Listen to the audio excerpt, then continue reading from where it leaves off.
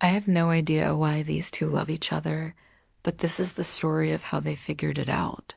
The wind carried more than dust that day. It carried silence, the kind that makes a town hold its breath. Flint Mercer was unloading grain in Sundown Square when he noticed a figure moving out of the heat. At first he thought it was a drunk, staggering down the road, but as it came closer, he saw it was a young woman. Barefoot, bleeding feet, torn dress, tangled hair, and bruises that told a story no one wanted to hear. People stopped and stared, whispering in low voices. She walked like her body had forgotten how to live. She reached the center of the street, lips trembling. "Hold me. Use me. Just take me away." Flint thought the heat was tricking him until her desperate eyes locked on his. He dropped the sack and stepped off the wagon. Some muttered from the shadows. "That's a Blackwell girl," Mrs. Culver hissed. "Leave her." Flint ignored it. The Blackwells were poison in this town, but all he saw was someone barely holding on. He draped his coat over her shoulders. "What's your name?" She could barely speak. "Clara, please, don't leave me here." He studied her and turned to the crowd. "She's coming with me." No one stopped him. Clara clung to him as if letting go would kill her. At the ranch, he gave her water, bread, and a bed. She touched everything carefully, like it wasn't real. When she lifted the cup, her hands shook so badly she spilled most of it. Flint noticed the bruises running along her arms. She caught him looking and turned away. That night, she wouldn't take the bed. She curled up on the floor instead. "I don't need saving," she whispered. Flint leaned against the doorframe. "I never said you did." By morning, she was gone. Panic gripped him until he heard a sound from the corral. She stood beside Buckshot, his wild stallion no man dared handle.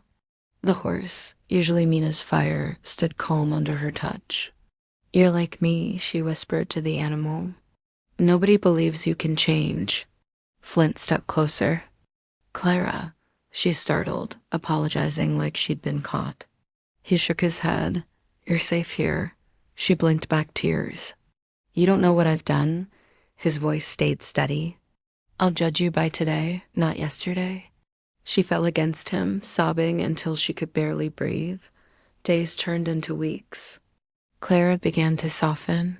She smiled at calves in the pasture, hummed quietly while sweeping the porch, and sat with Flint on the fence at dusk. He didn't press her for her past. He let her be, and in that silence, something fragile grew between them. But Sundown didn't forget. Whispers chased him into town. Men spat when he passed. Women pulled their children close. Then one morning, riders came to his gate, Sheriff Buckman, Paul Trenton, Jonas Burke, their faces hard. "She has to go," the sheriff said. "This town won't stand for her here." "All this over a girl?" Flint asked. Paul sneered. "Not a girl, a Blackwell. She's ruined.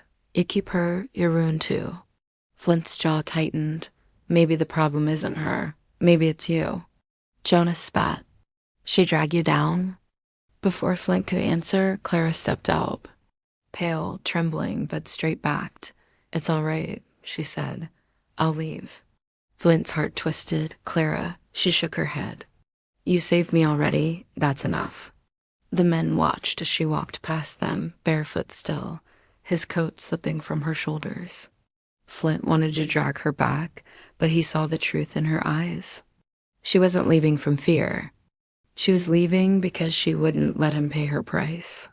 He stood frozen as she disappeared into the horizon. The ranch felt hollow. Then he turned to the corral. Buckshot, once untouchable, now stood waiting. For the first time, the stallion let Flint lay a hand on his mane. Something had changed horse, girl, man alike. Flint whispered into the quiet, "Run far, Clara.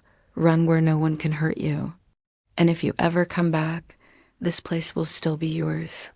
The prairie swallowed her tracks, but her presence lingered in the dust, in the calm horse, in the man who finally understood that some rescues aren't about keeping, they're about letting go. Did you see how many times Clara saved Flint? First, she tamed Buckshot, showing Flint that sometimes the wildest things need the gentlest touch. Second, she showed him compassion. She taught him to look beyond her bruises, beyond her past. In a world that judged her, he chose to listen to her story. Finally, she saved him from Sundown. She understood that staying would only cause more pain. She let him go, giving him the chance at peace he deserved. Their love wasn't always easy, but it was real, just like the scars that painted their story on their hearts. So tell me, did you cry? Okay, I'm just asking because I wrote this and I feel personally attacked. This is the author. If you want more love stories with strong heroines and heroes that will break your heart and mend it all at once, stay tuned.